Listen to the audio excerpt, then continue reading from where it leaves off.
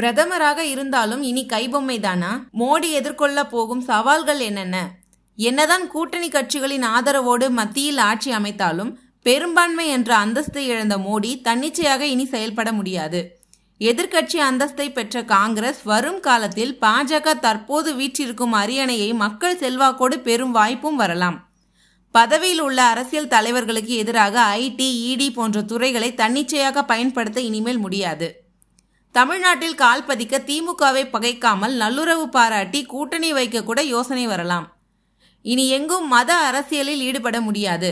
மத உணர்வை தூண்டி பெரும்பான்மை சிறுபான்மை என மக்களை பிரிக்க நினைத்த பிரதமருக்கு தான் மக்கள் தேர்தலில் பதிலடி கொடுத்துள்ளனர்.